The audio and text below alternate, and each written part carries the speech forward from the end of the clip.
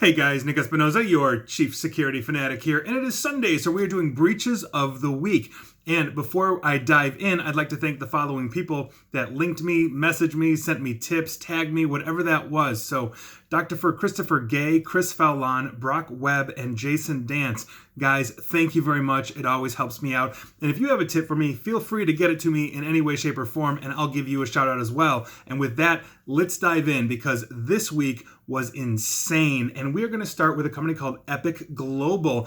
They are a legal services giant who caters to banks, credit card giants, and governments basically as their customers. And they confirmed they had a ransomware attack on February 29th. Now, a source with knowledge of the incident, but who is not authorized to speak on behalf of Epic, basically said the ransomware hit the organization's entire fleet of computers across its 80 global offices. Now, according to an internal communication sent to staff that was obtained by TechCrunch, the law services company said the staff should not go to their local offices without managerial approval. Staff and offices were advised to avoid connecting any device to the network.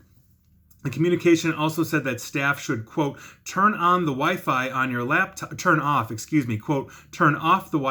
laptop before entering the parking lot of the building, basically in an effort to contain and not spread this ransomware. Now, many of the computers apparently were running older versions of Windows, and one source said, and I quote, nothing is up to date. Now, this source came forward because, in their words, and I quote again, we were told not to tell clients anything until we are back in. So hopefully Epic Global is learning a very valuable lesson on making sure that cybersecurity and your computer operating systems are up to date, because I guarantee you that's a lot cheaper than having the fallout with your clients and bank. That's insane, and we are nowhere near done. Moving on, we're going to be talking about a company called Visser, or Visser, V-I-S-S-E-R. They are a major parts manufacturer for both Tesla and SpaceX, and they confirmed a quote-unquote cybersecurity incident which TechCrunch learned was likely caused by ransomware. Now, security researchers say the attack was caused by the doppelganger ransomware, which is basically a type that encrypts your files, but it first exfiltrates the company's data, then it encrypts it, and the ransomware basically threatens to publish the stolen files if you don't pay the ransom. Now, the ransomware website where the attackers put up this information contained a list of files stolen from Visser, including folder names with customer names, which included Tesla, SpaceX, as well as Boeing and defense contractor Lockheed Martin. So that's a very serious issue. Now, a portion of these files were made available to download as proof that it actually happened. And these documents included non-disclosure agreements between Visser and Tesla and SpaceX, and another file appeared to be a partial schematic for a missile antenna marked as containing, and I quote, Lockheed Martin proprietary information. So that is a massive, massive problem, and the doppelganger ransomware is a serious issue that we've got going on right now. Moving on, we're going to be talking about EMCOR. This is a massive Fortune 500 corporation that specializes in engineering and industrial construction services, and they got hit on February 15th with ransomware. Now, details of this attack are not necessarily being made public at the moment, but the message announcing the ransomware infection is still present on their website, and this is almost 3 weeks after the attack. So there you go, EMCOR. I hope you guys get that cleaned up. Moving on, let's talk about Carnival Cruise Line. They've obviously been in the news due to the coronavirus, but here we go. They are the world's largest ship operator, and they just announced a potential data breach affecting some of its customers after attackers basically access employee email accounts. So, and I quote, in late May 2019, we identified suspicious activity on our network. Now, and that's end quote. Now, the information that might have been accessed is customer names, addresses, social security numbers, government identification numbers such as passport or driver's license, credit card and financial account information, and health-related information. Obviously, if you're going on a cruise, you're probably going to have to answer some health stuff. So with that, Carnival Cruise Line has been affected as well as being infected with the coronavirus. And for the record, this also includes Princess Cruises, who has also been in the news due to the coronavirus because they are owned by Carnival Cruise Line. So heads up if you've been on Carnival since May 2019, or probably ever if they really got in there, good luck. Moving on, let's talk about Trident Crypto Trident Crypto Fund. 266,000 usernames and passwords were stolen. This includes email addresses, cell phone numbers, encrypted passwords, and IP addresses. And these were uploaded to basically various file sharing websites on February 20th. So if you use Trident Crypto Fund, heads up to you. Moving on, I want to talk about Rady Children's Hospital. If you recall, and if you watched or listened to this last week, you know that I mentioned that they basically had a data breach, and here comes the class action lawsuits because one has just been filed. It's a potential class action against them over the data breach that basically went undetected for months. The lawsuit filed on behalf of one of the families who was alerted by the hospital that their children's records may have been accessed by an outside source alleges that Rady Children's Hospital was negligent in allowing confidential medical and personal information to be disclosed. So I will bring you updates on that. But obviously, I think they would be paying a lot less in reputation damage and money if they had just kept their stuff up to date. And that, quite frankly, is just HIPAA compliant. So hopefully, lesson learned. Moving on, we're going to be talking about Kudo Mobile. They're owned by TELUS, which is a major cellular carrier in some parts of the world. They suffered a data breach after their systems were hacked and customer data from August and September of 2017 was stolen by attackers. Now, the systems were hit on February 13th of this year, but the information that was gained was from August and September of 2017.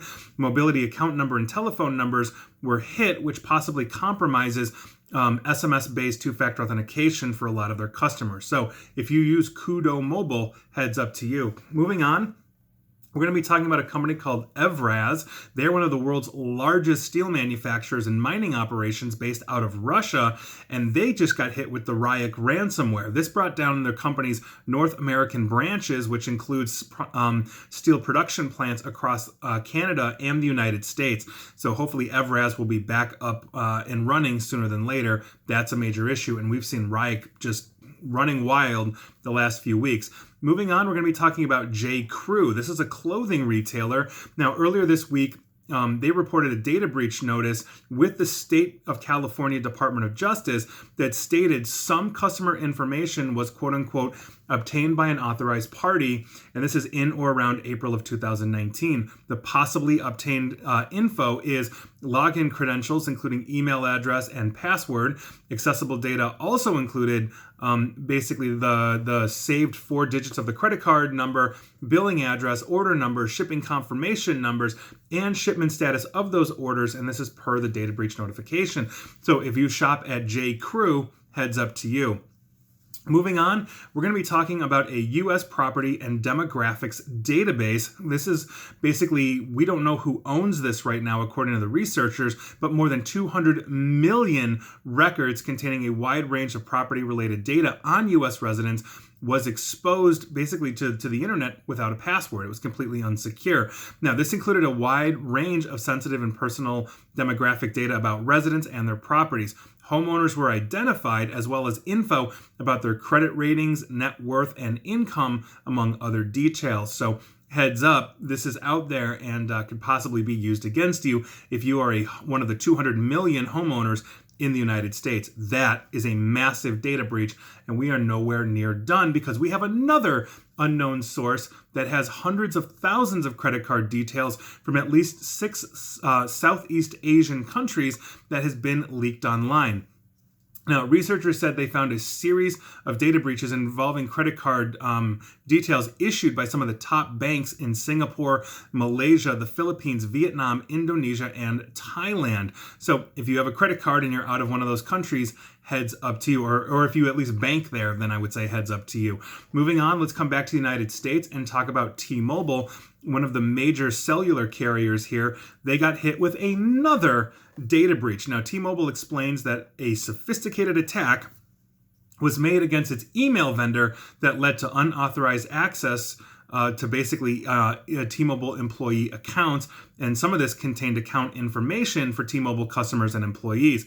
So the possible information hit was customer names and addresses, phone numbers, account numbers, rate plans and features, billing information, and more. Now, T-Mobile says that financial information, including credit card numbers as well as social security numbers, were not affected. So if you're a customer or employee of T-Mobile, heads up to you. Moving on, let's talk about Virgin Media. And this one actually gets really interesting. It's coming out of the United Kingdom. Now, a database containing the personal details of 900,000 people was left unsecured and accessible online for 10 months, and Virgin Media admitted this. Now, the information was accessed on at least one occasion by an unknown user. This database, which was for marketing purposes, contained phone numbers, home email addresses, and it did not include passwords or financial details. But and here's where it gets interesting.